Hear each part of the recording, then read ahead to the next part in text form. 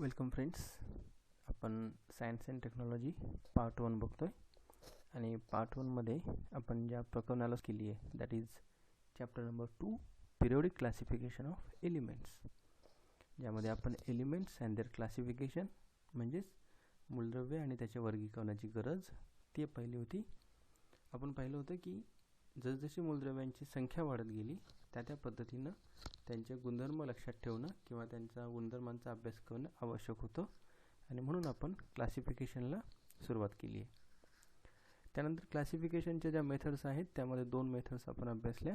त्यामध्ये first one the Dobereiner's triad, in Marathi डोबेरायनरचे त्रिके, and the second one is Newlands law of octave, अष्टकाचा नियम. डोबेरायनर्स ट्रायड्स याच्यामध्ये आपण पाहिलं होतं की Dobereiner arrange the 3 elements having similar property in their increasing order of atomic mass. अणुवस्तुमानांकाच्या चढत्या क्रमानं मांडलेली 3 मूलद्रव्यांचा गट, त्याला आपण म्हटलं होतं Dobereiner's triads. Newlands law of octave, as we know octave means 8, group of 8. न्यूलँड्सनी 8 मूलद्रव्यांचा एक गट बनवला आणि त्यांनी जेव्हा मूलद्रव्यांची मांडणी केली चढत्या क्रमाने तेव्हा त्याला असं आढळून आलं की 8व्या मूलद्रव्याचे गुणधर्म हे पहिल्या मूलद्रव्या एवढे असतात. And that's why he called is as law of octaves. आणि तिसरा क्लासिफिकेशनची जी मेथड आहे दॅट इज मेंडेलिव्हज पिरियोडिक टेबल, जी आपण आज थोडक्यात बघणार आहोत. या तीनही मेथड्सचं एक कॉमन गोष्ट सांगायची झाली, एक कॉमन तिन्हीमध्ये असलेली बाब ती म्हणजे डोबेरायनर, न्यूलँड्स आणि मेंडेलिव्ह तिघांनी सुद्धा अणुवस्तुमानांचा विचार केला. त्यांनी क्लासिफिकेशन करत असताना किंवा एलिमेंट्सची अरेंजमेंट करत असताना अणुवस्तुमानांकाचाच त्यांनी विचार केला आहे. काय आहे मेंडेलिव्हज पिरियोडिक टेबल आपण थोडक्यात बघूया.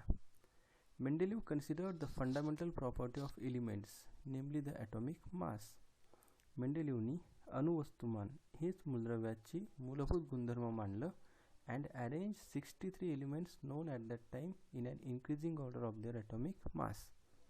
आणि त्याने तेव्हा जी 63 मूलद्रव्य माहिती होती त्या 63 मूलद्रव्यांची मांडणी त्यांच्या अणुवस्तुमानांकाच्या चढत्या क्रमाने, that means increasing order of their atomic mass, अणुवस्तुमानांकाच्या चढत्या क्रमाने केली. Then he transform this into the periodic table of elements. आणि त्यानंतर त्यांनी या 63 मूलद्रव्यांना एका तक्त्यामध्ये मांडणी केली, एका टेबलमध्ये मांडलं, ज्याला आपण पिरियोडिक टेबल असं म्हणतोय. कसं आहे मेंडेलिव्हचं पिरियोडिक टेबल हेही थोडक्यात बघूया. Mendeleev's periodic table, as we can see there are some vertical columns and some horizontal rows. काही आपल्याला उभ्या रकाने दिसत आहेत आणि काही आडव्या ओळी दिसत आहेत. उभ्या रकान्यांना that they are called as groups. The vertical columns in the Mendeleev's periodic table are called groups. किती ग्रुप्स आहेत इथे? ग्रुप नंबर 1, ग्रुप नंबर 2, 3, 4, 5, 6, 7 आणि 8. We can see the 8 groups, vertical groups. And how many rows? The rows, horizontal rows are called periods. किती periods आहेत? 1, 2, 3, 4, 5, 6, 7, 8, 9, 10, 11 and 12. That means we can see that in Mendeleev's periodic table there are 8 groups and 12 periods. या 8 group आणि 12 पिरियड्समध्ये मेंडेलिव्हची आवर्त सारणी आपल्याला बघायला मिळेल. इथं आवर्त सारणी ज्या बेसिसवर तयार झाली that is atomic mass. We can see the atomic mass of hydrogen is 1, the atomic mass of lithium is 7, atomic mass of beryllium is 9.4, boron 11, carbon 12, nitrogen 14. As we can see atomic masses are increasing. म्हणजेच इथं सर्वात कमी atomic mass असलेले मूलद्रव्य सर्वात अगोदर आणि ज्याचा ॲटॉमिक मास सर्वात जास्त आहे तो मूलद्रव्य काय होतोय सर्वात शेवटी. या पद्धतीनं मेंडेलिव्हनी आपली एक आवर्त सारणी आपल्यासमोर सादर केली, ज्याच्यामध्ये 8 ग्रुप्स आणि 12 periods. Let us remind again. The vertical columns उभे रकाने ज्याला आपण म्हणतोय ग्रुप्स आणि आडव्या ओळी ज्या आहेत त्या आडव्या ओळींना आपण म्हणतोय पिरियड्स. आता आपण या मेंडेलिव्हच्या पिरियोडिक टेबलची काही वैशिष्ट्ये बघूया. Merits of Mendeleev's periodic table. Merits means काही चांगल्या बाबी.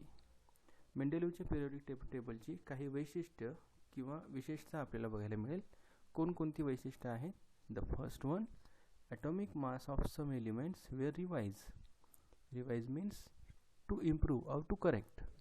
काही मूलद्रव्यांचे ॲटॉमिक मासेस हे करेक्ट केले गेले का? So as to give them proper place in the periodic table. कारण त्यांना या टेबलमध्ये किंवा त्या सारणीमध्ये एक योग्य जागा द्यायची होती की जी जागा त्यांच्या प्रॉपर्टीजसोबत मॅच होणार होती किंवा जी जागा त्यांच्या प्रॉपर्टीशी रिलेटेड होती. दॅट मीन्स, परत एकदा रिपीट करूया, atomic mass of some elements were revise so as to give them proper place in the periodic table in accordance with their properties. म्हणजे मूलद्रव्यांच्या गुणधर्मानुसार त्याला पिरियडिक टेबलमध्ये जागा निर्माण करण्यासाठी काही मूलद्रव्यांचे ॲटॉमिक मासेस रिवाइज केले गेले, करेक्ट केले गेले. Second merit, Mendeleev kept vacant places in the periodic table for elements not discovered till then. त्या काळी ज्या 63 मूलद्रव्यांसोबत काही मूलद्रव्यांचा शोधही लागलेला नव्हता, त्या मूलद्रव्यांसाठी मेंडेलिव्हनं काही जागा व्हॅकंट सोडल्या. व्हॅकंट म्हणजे रिकाम्या. He kept vacant places. कुठे आहेत त्या रिकाम्या जागा? तर atomic mass number 44, atomic mass number 68 आणि ॲटॉमिक मास नंबर 72. या तीनही ठिकाणी कोणत्याही मूलद्रव्याचं एलिमेंट किंवा एलिमेंटचं नाव लिहिलेलं नाही आहे. दॅट मीन्स या मूलद्रव्यांचं तेव्हा नाव किंवा शोध लागलेला नव्हता. या 3 मूलद्रव्यांना मेंडेलिव्हनी काही नावं दिलीत. कोणती नावं आहेत? 3 of these unknown elements were given the names eka boron, eka aluminium आणि इका सिलिकॉन. या 3 मूलद्रव्यांना मेंडेलिव्हनी नावं दिली कोणती आहेत? इका बोरॉन, इका ॲल्युमिनियम आणि इका सिलिकॉन. लेटर ऑन, कालांतरानं, दीज एलिमेंट्स वेअर डिस्कवर्ड. या मूलद्रव्यांचा शोध लागला आणि त्या मूलद्रव्यांना नावं काय दिली गेली? That is scandium, gallium and germanium.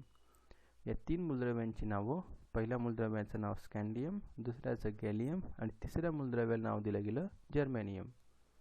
म्हणजेच जो सुरुवातीला इका बोरॉन होता तो नंतर झाला स्कँडियम, ज्याला सुरुवातीला इका ॲल्युमिनियम नाव दिलं होतं त्याला नंतर नाव दिलं गेलं गॅलियम, आणि सुरुवातीला ज्या मूलद्रव्याचं नाव इका सिलिकॉन ठेवलेलं होतं त्याचं नाव दिलं गेलं जर्मेनियम.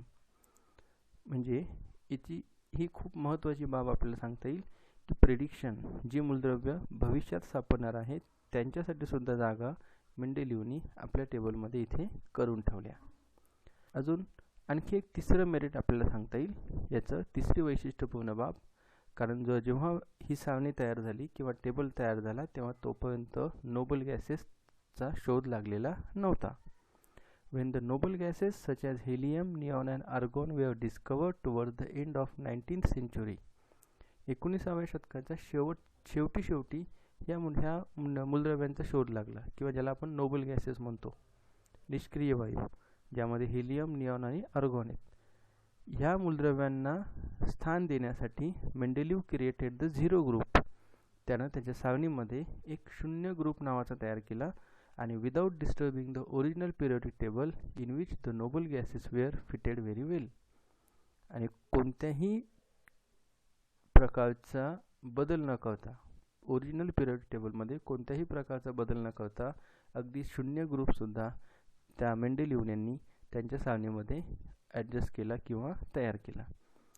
म्हणजेच आपल्याला असं एक विशेषतः सांगता येईल याच्यामध्ये की जी मूलद्रव्य भविष्यात नंतर सापडली किंवा डिस्कवर झाली त्या मूलद्रव्यांसाठी सुद्धा या सारणीमध्ये जागा आपोआप तयार करता आल्यात.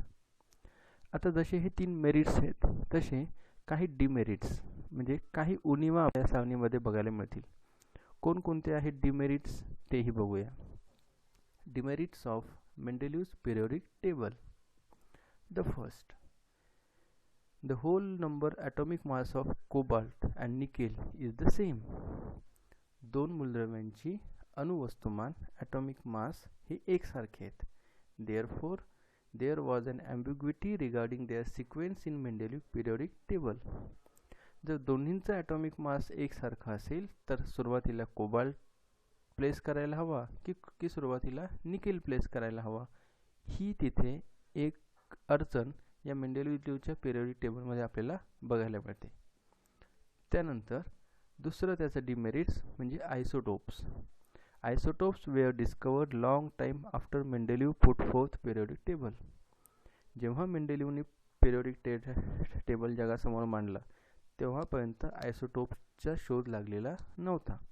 आयसोटोप्स म्हणजे काय? अशी मूलद्रव्य ज्यांचं अणुवस्तुमान हे वेगवेगळं असतं परंतु अणुअंक मात्र सेम असतो. The elements having the atomic number same but atomic mass different. मग जर ॲटॉमिक मास डिफरंट असतील तर त्या मूलद्रव्याची जागा या मेंडेलिव्हच्या पिरियोडिक टेबलमध्ये वेगवेगळ्या ठिकाणी येणार, पण त्यांचा ॲटॉमिक नंबर सेम असल्यामुळं त्यांच्या प्रॉपर्टीज मात्र सेम असतात. As isotopes have the same chemical properties but different atomic masses, a challenge was posed in placing them in Mendeleev's periodic table. त्यांचे अणुवस्तुमान वेगवेगळे असल्यामुळं त्यांना वेगवेगळ्या ठिकाणी ठेवणं आवश्यक होतं, परंतु त्यांच्या केमिकल प्रॉपर्टीज एकसारखे असल्यामुळं ते एकाच ठिकाणी असणं तेही आवश्यक होतं, आणि म्हणून आयसोटोप्सला स्थान देणं हे मेंडेलिव्हच्या पिरियोडिक टेबलमध्ये एक चॅलेंज आपल्याला बघायला मिळतं. हे त्याचं दुसरं डिमेरिट. मेंडेलिव्हच्या पिरियोडिक टेबलमध्ये तिसरं डिमेरिट आपल्याला बघायला मिळेल. आपण तिसरं डिमेरिट बघूया. When elements are arranged in an increasing order of atomic masses, the rise in atomic mass does not appear to be uniform. जेव्हा मूलद्रव्य आपण ॲटॉमिक मासच्या इन्क्रीजिंग ऑर्डरमध्ये मांडतोय तेव्हा ॲटॉमिक मासमध्ये होणारी वाढ, the rise in atomic mass does not appear to be uniform, म्हणजे एकसारख्या प्रमाणात ॲटॉमिक मासमध्ये बदल आपल्याला बघायला मिळत नाही. The fourth demerit, it cannot be decided whether the correct position of hydrogen is in the group of alkali metals group 1 or in the group of halogens group 7.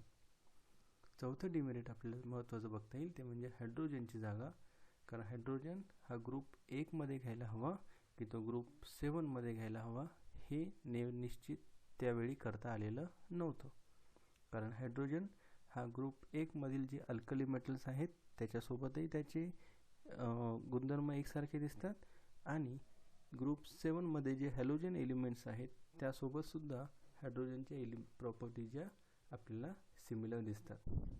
That means म्हणून हायड्रोजनचं ठिकाण हे group 1 मध्ये असावं की group 7 मध्ये असावं. Whether the correct position of hydrogen is in the group of alkali metals group 1 और in the group of halogen group 7 हे डिसाईड करता तेव्हा आलेलं नाही. आणि या 4 डिमेरिट्सचा जर विचार केला तर आपल्याला असं लक्षात येईल की काही उणिवा या मेंडेलिव्हच्या पिरियोडिक टेबलमध्ये राहूनच गेल्या. मग या उणिवांचा दूर करण्यासाठी आणि तिथं जी मेरिट्स होते किंवा चांगल्या बाबी आहेत त्याचा वापर करून अजून एक प्रयत्न केला गेला, तो म्हणजे मॉडर्न पिरियोडिक टेबल. आपण पुढच्या भागामध्ये मॉडर्न पिरियोडिक टेबल या संकल्पनेला सुरुवात करणार आहोत. थँक्यू.